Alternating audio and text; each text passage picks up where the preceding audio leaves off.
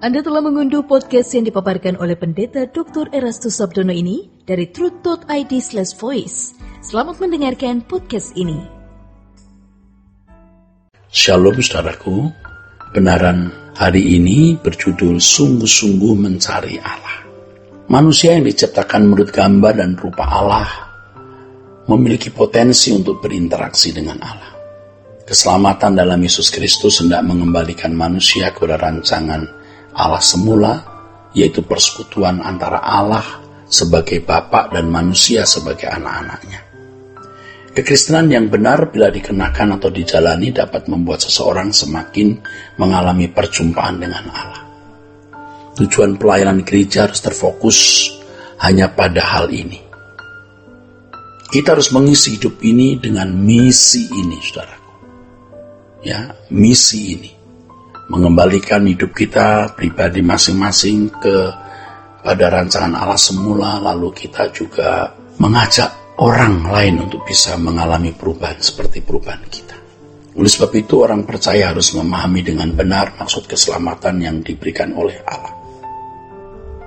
Kekristenan bukanlah sekadar agama yang melengkapi kehidupan manusia di bumi, melainkan jalan hidup yang mengubah manusia.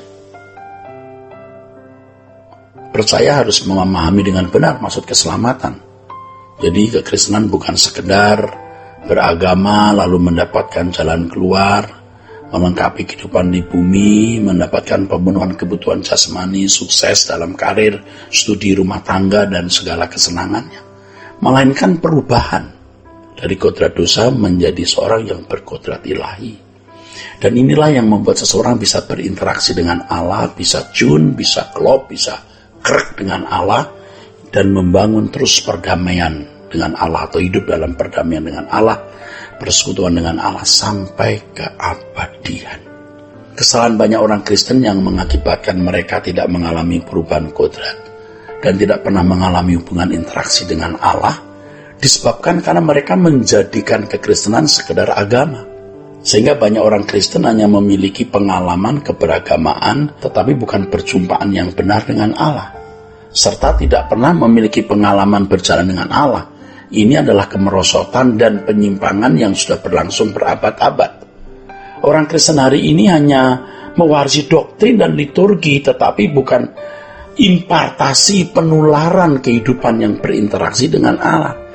Karena para tokoh-tokohnya ya belajar kekristenan hanya di sekolah tinggi teologi, mempelajari Allahnya sebagai ilmu, tapi tidak mengalami perjumpaan langsung, dan tentu tidak mengalami perubahan kodrat, saudara. Rusak semua jadinya. Dan itu menjadi standar. Sayang, saudara. Kekristenan yang telah menyimpang telah menjadi standar kehidupan agama Kristen yang dijalani hampir semua orang Kristen di dunia. Tidak heran kalau kehidupan mereka tidak berbeda dengan orang-orang yang bukan umat pilihan. Standar moral mereka tidak berbeda dengan orang-orang non-Kristen. Bahkan tidak sedikit orang Kristen yang kelakuannya lebih buruk dari orang-orang non-Kristen. Mereka tidak merindukan kerajaan Allah. Kehidupan mereka adalah kehidupan wajar seperti manusia pada umumnya. Orang Kristen yang hidup dalam kewajaran anak dunia ini tidak mungkin hidup dalam perdamaian dengan Allah. Orang yang ke gereja belum tentu mengalami perjumpaan dengan Allah secara benar. Perjumpaan dengan Allah tidak hanya diwakili oleh liturgi atau tata cara ibadah. Perjumpaan dengan Allah adalah perjumpaan dalam segala keadaan dan dalam segala persoalan hidup yang dialami oleh masing-masing individu. Allah dapat dikenal dan ditemukan di sepanjang menit, detik, dan setiap saat dalam perjalanan hidup kita. Dimanapun orang percaya berada dan dalam segala keadaan Allah hadir dan bergerak. Allah tidak pernah berhenti memelihara, melindungi, dan mendidik orang percaya. Nah, masalahnya terletak pada masing-masing individu, apakah menanggapi kehadiran Allah dalam hidup ini dengan belajar mengerti kebenaran Allah dan melakukannya atau tidak. Ya, apakah punya tekad yang kuat untuk menjadi seperti Yesus, dan sikap yang jelas dan kebiasaan atau pembiasaan. Nah, ini masalahnya, saudaraku. pembiasaan. Orang yang ke gereja belum tentu mengalami perjumpaan dengan Allah secara benar. Perjumpaan dengan Allah tidak cukup hanya diwakili oleh liturgi atau tata cara ibadah. Ya, perjumpaan dengan Allah adalah perjumpaan dalam segala keadaan, dalam persoalan hidup yang dialami seseorang, saudaraku.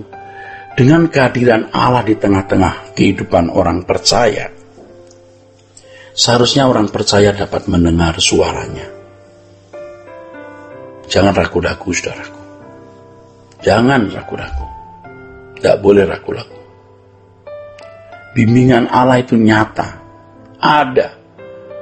Pasti. Nah, masalahnya kita menangkap tidak bimbingannya itu. Kalau kita sibuk fokus pada dunia dengan segala kesenangannya, kalau kita tidak berhenti memuaskan daging kita, ya kita tidak menangkap bimbingan Tuhan yang khusus dan istimewa tersebut. Untuk ini orang percaya harus berani menginvestasikan waktunya untuk menemukan Allah dan hidup berjalan dengan Dia. Orang percaya harus bertekad untuk hidup tidak bercacat dan tidak bercela di hadapan Allah, serta meninggalkan percintaan dunia. Harus berani meninggalkan percintaan dunia. Orang percaya harus berani untuk tidak duniawi. Kalau seseorang tidak bertekad untuk hidup tidak bercacat dan tidak bercela, serta tidak bersedia meninggalkan percintaan dunia, sebaiknya atau seharusnya berhenti menjadi orang Kristen. Sebab percuma ke gereja dan menjadi orang Kristen kalau tidak berhenti berbuat dosa dan tidak meninggalkan percintaan dunia. Pasti tidak mengalami perjumpaan dengan Allah. Dengan semangat dunia yang tidak ditinggalkan, seseorang tidak akan bisa menjumpai Allah. Tekad memang tidak otomatis, tetapi tekad dapat dimiliki. Tekad memang tidak otomatis membuat seorang memiliki hidup suci dan meninggalkan percintaan dunia. Tetapi tekad akan terus membuat diri seseorang bersikap hidup dalam tuntunan Tuhan. Dan dia bisa menerima tuntunan Tuhan itu. Dan tekad yang kuat disertai sikap akan membuat seorang berkebiasaan untuk hidup dalam tuntunan Tuhan. Dan komitmen itu akan terus dibaharui dari hari ke hari. Dan komitmen itu akan menjadi bagian hidup yang tidak akan pernah terlepas, karena itu menjadi irama hidupnya. Ia tidak akan bisa hidup tanpa komitmen itu, karena itulah yang dinikmati. Nah, saudaraku, kita harus mengalami Tuhan, ya, dengan hidup suci, meninggalkan percintaan dunia, menyediakan waktu doa, ya, saat teduh, meditasi, ya. Kita tidak boleh hanya bergantung pada doktrin atau ajaran sistematika teologi, walaupun itu perlu dan penting sekali. Tetapi aspek lain seperti yang saya kemukakan ini harus juga penting dan utama atau lebih utama. Setiap orang yang sungguh-sungguh mencari Allah akan menemukan tempat di mana ia belajar lebih mendalam mengenai Dia dalam doktrin dan sistematika teologi yang benar-benar alkitabiah. Orang yang benar-benar menemukan Allah pasti tidak tertarik lagi dengan dunia ini, pasti hidup tidak bercela, rela berkorban apa saja demi kerajaan Allah, dan menyadari serta menghayati bahwa dunia bukan rumahnya. Hatinya sudah dipindahkan ke kerajaan surga, sehingga memiliki kerinduan untuk pulang ke surga. Sampai pada tahap ini, kematian tidak lagi menjadi realita yang menakutkan. Orang percaya seperti ini adalah orang percaya yang siap meninggal dunia. Ia bukan saja menantikan bertemu dengan Tuhan Yesus. Yesus dan para malaikat-malaikat di surga pun juga menantikan pertemuan muka dengan orang-orang yang setia seperti ini. Saudaraku, kiranya kebenaran-kebenaran ini memberkati kita sekalian. Selamat berjuang. Tuhan memberkati. Untuk berlangganan renungan harian dalam bentuk cetak, silakan hubungi Truth Literatur di nomor telepon 0878 7870 7000. Untuk mendapatkan CD khotbah, MP3 renungan Truth, dan CD album lagu produksi Sola Gracia, Anda dapat menghubungi di hari dan jam kerja di nomor telepon 021 638 60953. Tuhan Yesus memberkati. Sola Gracia.